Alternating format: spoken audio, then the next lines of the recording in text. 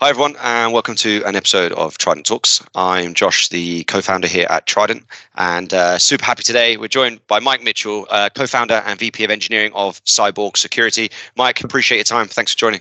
Absolutely. Super excited about this. Appreciate it. Yeah, man. So today, what I want to kind of dig into, and like me and you have known each other for a couple of years, right? And I've followed the Cyborg journey. We'll come on to that for sure, right? We're going to dig right into the kind of Cyborg product, the company, what the plan is, how it's founded, etc. But I really want to kind of start right at the beginning, which is, and this is where I really want to bring it to, especially the European audience that we have, right? Sure. How did you start in baseball? And then we'll kind of go all the way through how the hell you got into cybersecurity. Absolutely. But tell me about baseball. So you were in, I saw you at the Rockies and stuff like that. Tell us about your kind of baseball career and kind of how that took off and how it started. Yeah, absolutely. So, I mean, I've been playing baseball since I was 3, right? My dad played baseball in college, got me into the sport.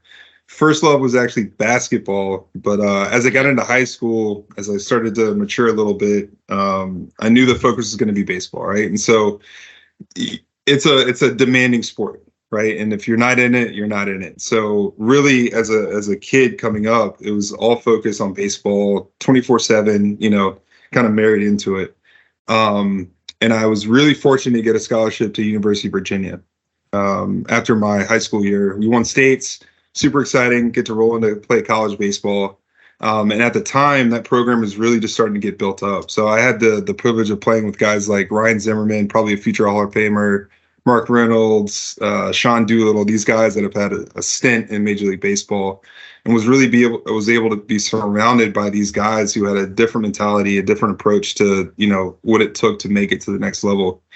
And so what's interesting is I've always had kind of a technical background. I love tech, love computers. I remember my dad brought home an Apple II, and I kind of just fell in love with showing your technology. Age. Yeah, exactly. I know. And my brother, who's 7 years older than me, went to Virginia Tech in a computer science degree, and I was always kind of trying to follow in his footsteps.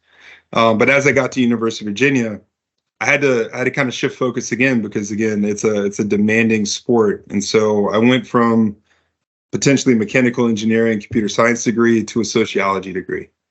And so I graduated a sociology degree because, the time and effort had to get put into baseball, the program, the practices, the training, and those other curricular, the labs and things for mechanical engineering was just, too demanding. And so, as I played in college, the career there were some highs and lows. I got injured my first year. That took me out for about 3 years, played my senior year and didn't know what I was going to do with the rest of my life. Right. So graduated college. And then the draft really happens a couple weeks later. Right. So you don't know what's happening. I have my degree. I thought I was going to go into the FBI, CIA, somewhere like that. My dad had military background. I was always interested. Yeah. Exactly. Yeah. And then a couple weeks later, I got drafted. Right. And so, again, from a 3-year-old, the dream of playing baseball to that happening, I went all in. Right. And again, I kind of shifted my mental focus all into baseball when I really didn't know what was going to happen with the rest of my career after that senior year in college. We just pause there for a second, just absolutely. Super quick. A few things to touch on there. So you said you got injured for 3 years. Yeah. So I ran into a fence chasing a fly ball at college my freshman year. I was started doing great, best, batting average on the team, hit that fence, broke my wrist, kind of tore up my face, and had about 3 surgeries to get back.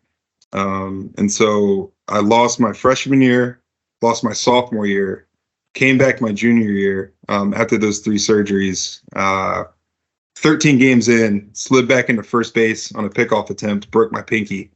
So I was out the rest of my junior year as well. And so, again, all those trials and tribulations, not knowing if baseball was going to be a thing that I could ever play. I remember when I first broke my wrist, the doctor said, "You'll never play baseball again." Right. Really? And so they had to put a screw in. They did kind of some bone grafts, and luckily I was able to get back to play, hurt myself again. Right. And so, as you can imagine, I don't know if it's baseball, if it's a different career. I had no idea kind of the trajectory of my life at that moment. Which is crazy for someone that young, right? To go through absolutely. the kind of it's quite typical for kind of young sports up and comers, right? And athletes and stuff. But so you must have had one hell of a talent to not have played for that long and still get drafted. Do you and talk me through the draft process super quick? Like, absolutely. Do are you aware? And like you get the NFL drafts, everyone's in a room, they're with the family, Yep. and they know they're getting a call, right? We see it, bring the hat on stage and stuff. Is it the same? Like, how Not does it at work? all. Or do you just get a random call and you're like walking around Walmart and you're like, pardon? Not at all. So right when I graduated, I was in contact with a couple of scouts for the Atlanta Braves and the Colorado Rockies. So they had said, we might draft you, right? It's not a guarantee. Doesn't know which round. Major League Baseball has 50 rounds of drafts, right? So they draft a lot of players. They might televise the first 5, and those are the ones where you might see the people, they might be on TV on ESPN, and those are typically the big value contracts, right? I played high school baseball with a first-round draft pick, Justin Upton. Got to see that. I was in the room. TV's on him. He gets drafted. It's nuts, right? Could you tell he was another level? Yeah, and again, so I was very fortunate in the area of Chesapeake, Virginia, where I grew up. I played with a lot of Major League Baseball players, which is crazy.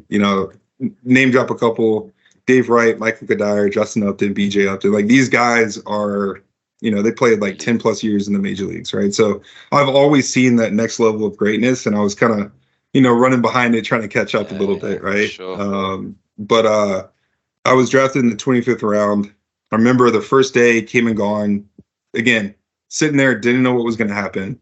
Watching the computer screen in kind of the movie room. And then the second day, I remember I just got done working out, took a little nap. Somehow I woke up and my name popped up on the screen. I had no idea I was going to get drafted until that point. My parents saw it a couple seconds later. They were on a little delay. House went crazy, changed my life, right? It went from a dream to an actual reality.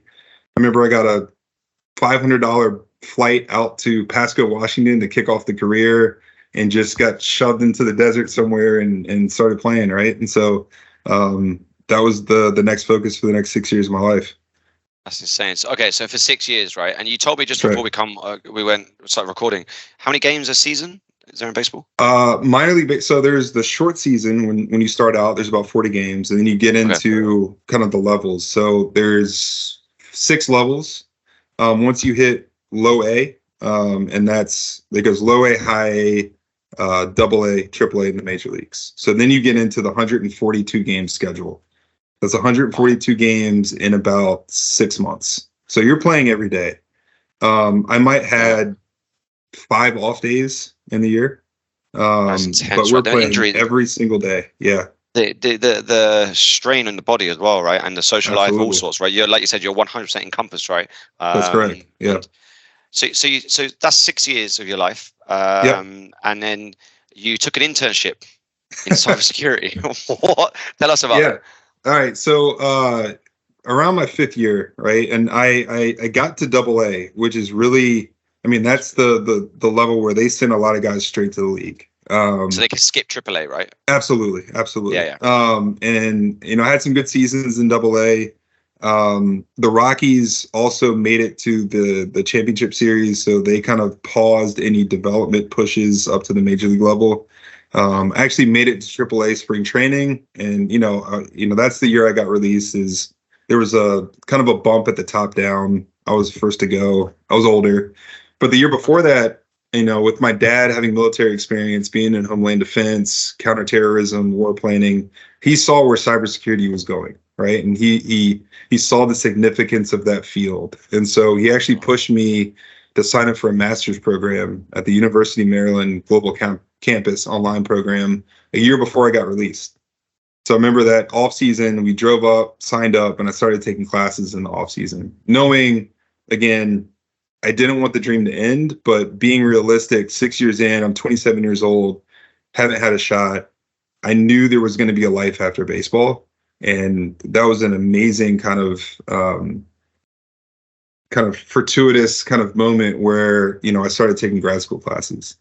So after I got released, on a random forum, I saw a posting for an internship at a company I'd never heard of before. And my brother, being in this industry for a long time, said, take every interview you can, right? Yeah, for Doesn't matter. Take every interview. So I got an internship at a company called Cyborg Security out of the DC area. They're a managed service provider. And I got rolled into a 3-month internship program, got hired on, and got to choose between being a security analyst and a security engineer. Went the engineer route, got plugged into a lot of amazing people. It was a 3-man shop on the engineering side that ran the full service and the production environment. So I was definitely throwing, drinking from the fire hose. So I learned very quickly. Yeah. And so, it's those little moments in time. I always say timing's everything, right? For me to see that posting on the forum, to be able to have that opportunity at Foreground, and that really formed the basis of everything I kind of learned about cybersecurity, and was able to kind of move me through the rest of my career. Amazing. We'll come on to kind of the relationship between kind of sports, the mentality, the go get it kind of mentality and stuff, and cyber. But okay, so then fast forward, 2019, 2020, Cyborg was born. Yep. And the co-founder, obviously, I know you run the engineering. Can I give us an indicator or an idea of what's the setup at Cyborg? What do you guys do? What's the product? We'll come into the journey as well. Yeah, absolutely. So, kind of taking it back to Foreground, being a managed service provider, we did threat hunting as a service, and we ran into a lot of really interesting issues and problems with trying to manage threat hunting across a lot of different organizations. And so we built Cyborg as a way to basically help organizations augment their threat hunting capability without having to stand up services, find the hard to find threat hunters who cost, upwards of $180,000, $200,000 a year, right? It's hard to scale, maintain, and find those individuals. So we built a SaaS platform, and we provide that advanced threat hunting content. So it's the documentation, the contextual intelligence, the actual query logic for the 14 different supported tools we have, from SIM, EDR, XDR, cloud networking, and then really just the who, what, when, where, why, and how, right? And so our goal is to be able to take a tier 1 analyst in your SOC, sit them in front of the Cyborg Hunter platform, and they can learn about, a threat actor or threat or malware or ransomware, and also be able to take that information and operationalize it. And so we're really just trying to upskill the teams that you already have, help mature your threat hunting organizations, and really help to just grow that concept and that methodology, and a lot of orgs that are at least trying to get there, right? Yeah. You said how big's the business now? What's the kind of founder setup? Yeah, so I came in as the only technical founder. We had a bunch of really good individuals. Of course, we founded it in 2019. COVID hit, right? And so that gave us, again, the timing was good for us, right? We had time to build the product, build the internal workbench, grow the kind of the core competency and the IP, and then be able to go to market. So now we're at 23 employees. About 3.5 years later, really growing the business. And again, it's amazing.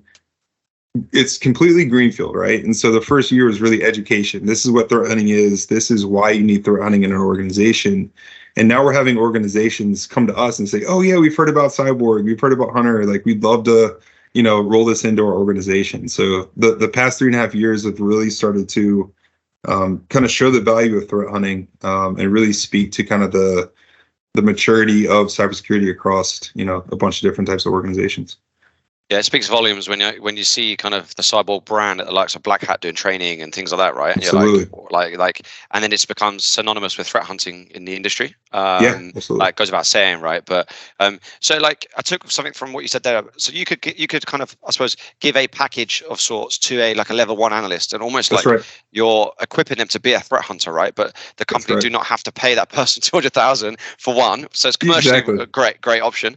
But secondly, you're upskilling that person to be able to be a threat hunter and not a sitting duck triaging incidents all day and waiting for an alert, right? That's right. And so I'm very fortunate in my cybersecurity career. I've only worked for startups. This is the third product company I've worked for. So the first one was a blend of services product, lane, automation, orchestration, really about here's a tool that will solve your problems. This organization is different, and it's really awesome to see organizations and analysts and people mature over time and upskill and really enjoy and get excited about doing the work, right? I think in cybersecurity, you have a lot of tools and a lot of organizations that say, if you deploy this thing, it'll solve all your security problems. Just deploy this tool, right?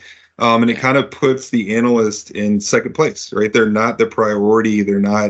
They're just there to use the tool. They're not there to learn and kind of upskill their careers. So it's been extremely fortunate to be able to be a part of an organization that is helping not only the security side, but actually the analyst side, and being able to provide that value and knowledge down to those different individuals. Yeah. You're not trying to replace the analysts, are you? You're equipping Absolutely them not. to do what they should be doing, which is hunting for the threats inside the business, amongst That's other right. things. Talk to me about the relationship between being a kind of a very high level sports professional, the ups and downs of being injured at university for so long and school and stuff.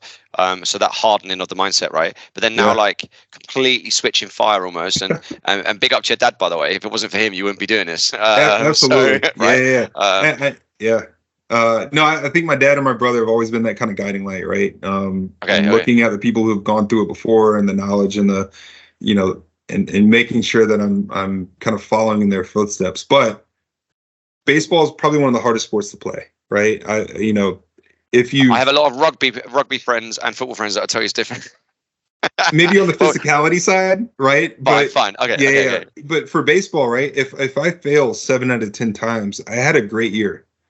So I'm failing constantly, right? So hitting 300, so hitting 3 hits out of 10 is an amazing average to have. You're still failing 7 times. So you're always constantly learning and adjusting and making those mental adjustments as you work through a season, right? And so there's a lot of highs, there's a lot of lows, right? And I'll still say to this day, when I got into cyber, the hardest day I had in cyber kind of paled in comparison to the hardest week I had in baseball, right? And it takes the same level of mindset. It's being able to kind of learn, grow, mature individually is the same way you had to do it in baseball, right? If I had a tee and a net, I could go practice and get better and work on my game and become a better individual, better player. The same with cyber. I think now there's so many opportunities to learn and soak in information and knowledge with all the different resources out there that you can always kind of better yourself, right? You can always look forward future and try to mature and gain knowledge and gain kind of those core competencies. So I think baseball has definitely hardened me from a mental perspective, especially starting a company for the first time. And there's some long, exhausting days working, 80-hour, 90-hour weeks. But I think it all kind of it helped me going through that baseball journey to be able to say, look, this is just that grind, right? You'll get through it. Yeah. There's going to be positive on the other side. So it definitely helped kind of shape how I kind of approach business today. Yeah, I think it's interesting we talk about like the kind of development and the continuous learning is you've seen it in the past in sports. So if I continue to continue to bang the nets, I keep practicing, you've seen the results. Absolutely. Right? So if I do the same from an education point around cybersecurity or just research and keeping up to date, etc., there comes a result down the line, right? But it's so hard to see if you haven't done that in a previous career, whether that's sports, whether that's whatever it may be. And then no matter, like, interesting what you said then, because I can relate that to the military pass that I have, which is your hardest day in business will never be what it was before. It's at the time it's shit, right? You might have just lost a client, you might have just lost a deal, a renewal didn't come through, whatever it might be, right? Or a product hasn't worked in a demo, but you're like, in like the grand scheme of things, you're like, it's not as hard as what it was when I had 0 out of 10. I mean, playing in front of 20,000 people and striking out with the bases loaded and getting booed, or that's a hard day. Right. I've never been booed at work. That'd be wild if you had an audience just like yelling at you, throwing stuff at you. Right. And so, standing on a plate with a spotlight on you, facing a guy trying to get you out in front of 20,000 people, like that's such a unique experience that I think that is the hardest thing I'll ever do in my life. And even now, looking back 10 years earlier, like, I don't know how I did that. Right. I'm sure you have that same thing in your military experience where you're like, how'd I get through that? Right. But it's just a testament to what people can kind of do and get through. Yeah, I totally agree. Awesome. What's next for Cyborg? What's the plan for next year? You're quite lean for the kind of business, like in terms of you operate very efficiently, right? Clearly. Absolutely. Is that the future plan? Stay lean? Like, what's the business kind of, without giving too much away? Absolutely. No, I think we've learned a lot of lessons since 2019 and now, right? I mean, we rolled into this starting a company thinking, we're going to go to market. We're going to hit the ground running. We have all these design partners. The world shuts down. And then we're able to kind of have success last year. And then we see organizations and businesses start to pull back a little bit because of budget, economic constraints. And so we ran lean. And I think it's a testament to the rest of the co-founders, Dave, kind of our council, the people who've done this before, to say, look, we need to run lean this year, stay as efficient as possible to have success. And I think, this year we've done a really good job. We're on track to hit our number and what we planned at the beginning of the year. And then next year is just scale, right? It's just about being able to scale this up a little bit more, hit a bunch of other different types of organizations, potentially start to spread out from a global perspective. We've been very focused in on the US.